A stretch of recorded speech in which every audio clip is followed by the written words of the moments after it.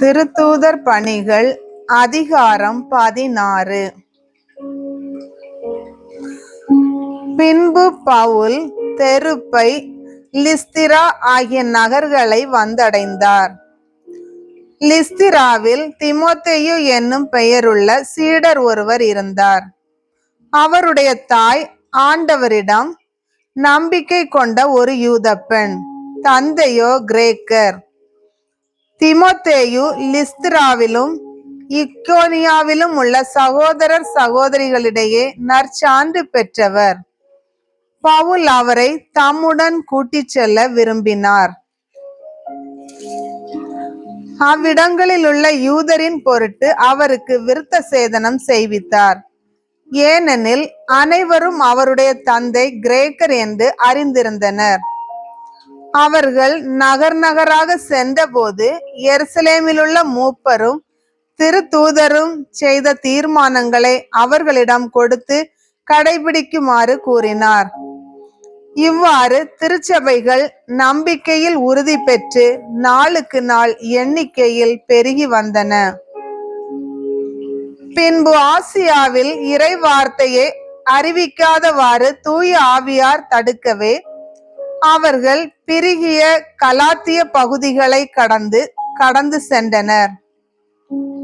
அவர்கள் மீசியா அருகே வந்து பித்தினியாவுக்கு செல்ல முயன்ற போது இயேசுவின் ஆவியார் அவர்களை அங்கு போக விடவில்லை. எனவே அவர்கள் மீசியா வழியாக சென்று துரோவா நகரை அடைந்தனர். பவுல் அங்கு இரவில் ஒரு காட்சி கண்டார். அதில் மாசிதோனியர் ஒருவர் வந்து நின்று, நீர் மாசிதோனியாவுக்கு வந்து எங்களுக்கு உதவி செய்யும் என்று வேண்டினார். இக்காட்சியை கண்ட பவுல் கண்டதும், நாங்கள் மாசிதோனியாவுக்கு நற்செய்தி அறிவிக்க வேண்டும் என்று கடவுள் தீர்மானித்துள்ளார் என எண்ணி அங்கு செல்ல வழி தேடினோம். பின்பு நாங்கள் துரோவாவில் இருந்து கப்பல் ஏறி சுமத்ராவுக்கு தீவுக்கும் மறுநாள் நெயாப்பொலி நகருக்கும் நேராக சென்றோம். அங்கிருந்து மாசிதோனிய பகுதியின் முக்கிய நகரான பிலிப்பி சென்றோம். அது ரோமையரின் குடியேற்ற நகரம். அந்நகரில் சில நாள்கள் தங்கியிருந்தோம். ஓய்வு நாளன்று நாங்கள் நகர வாயிலுக்கு வெளியே வந்து ஆற்றங்கரைக்கு சென்றோம். அங்கு இறைவேண்டல் செய்யும் இடம் ஏதேனும் இருக்கும் என்று எண்ணி அமர்ந்து அங்கே கூடியிருந்த பெண்களோடு பேசினோம்.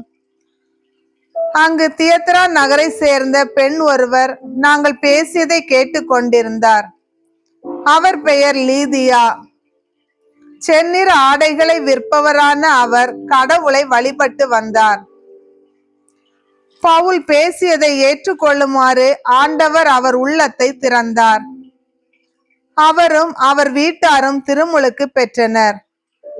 அதன் பின் அவர் எங்களிடம், நான் ஆண்டவரிடம் நம்பிக்கை கொண்டவள் என்று நீங்கள் கருதினால் என் வீட்டுக்கு வந்து தங்குங்கள் என்று கெஞ்சி கேட்டு எங்களை இணங்க வைத்தார்.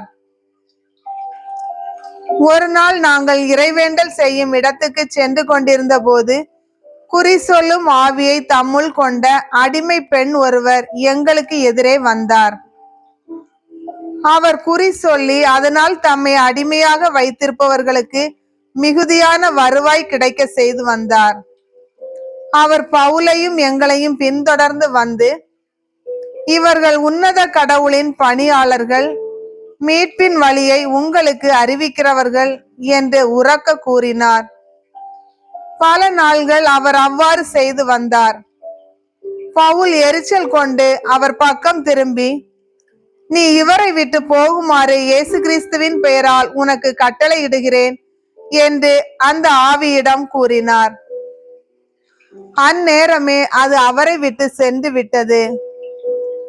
அவரை அடிமையாக வைத்திருந்தவர்கள் இதை கண்டு தங்களுடைய வருவாய்க்கான வாய்ப்பெல்லாம் போய்விட்டதே என்று எண்ணி பவுலையும் சீலாவையும் பிடித்து சந்தை வெளிக்கு தம் ஆட்சியாளரிடம் இழுத்து சென்றார்கள்.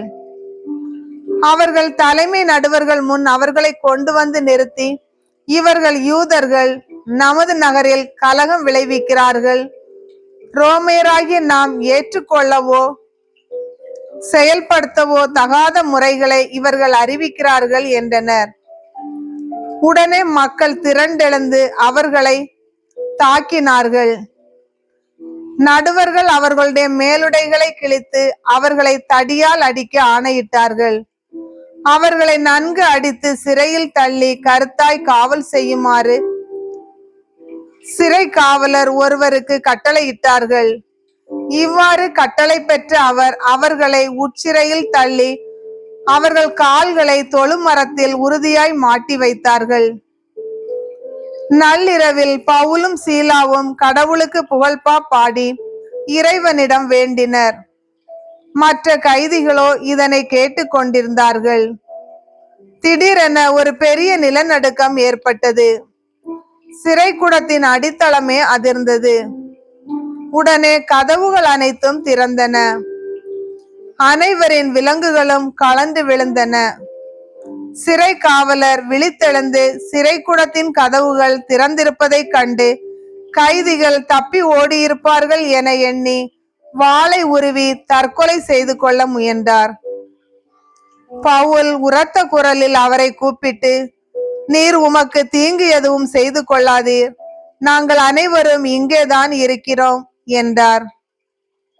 சிறை காவலர் உடனே ஒரு விளக்கை கொண்டு வர சொல்லி விரைந்தோடி வந்து நடுங்கியவாறே பவுல் சீலா ஆகியோரின் காலில் விழுந்தார்.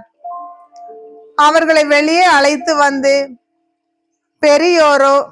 பெரியோரே, மீட்படைய நான் என்ன செய்ய வேண்டும் என்று கேட்டார். அதற்கு அவர்கள், ஆண்டவராகிய இயேசுவின் மேல் நம்பிக்கை கொள்ளும், அப்பொழுது நீரும் உம் வீட்டாரும் மீட்படைவீர்கள் என்றார்கள். பின்பு அவர்கள் ஆண்டவரின் வார்த்தையை அவருக்கும் அவர் வீட்டில் இருந்தோர் அனைவருக்கும் அறிவித்தார்கள். அவ்விரவு நேரத்திலேயே அவர் அவர்களை கூட்டிச் சென்று அவர்களின் காயங்களை கழுவினார். பின்பு அவரும் அவரை சேர்ந்தவர்களும் திருமுழுக்கு பெற்றார்கள். அவர் அவர்களை தம் வீட்டுக்கு அழைத்து சென்று உணவு பரிமாறினார். கடவுள் மீது நம்பிக்கை கொண்டதால் தம் வீட்டார் அனைவரோடும் சேர்ந்து அவர் பேருவகை அடைந்தார். பொழுது விடிந்ததும் தலைமை நடுவர்கள் காவல் அதிகாரிகளை அனுப்பி அவர்களை விடுவிக்குமாறு கூறினார்கள். சிறை காவலர் பவுலிடம் இச்செய்தியை அறிவித்தார். தலைமை நடுவர்கள் உங்களை விடுதலை செய்யுமாறு சொல்லி அனுப்பியுள்ளார்கள்.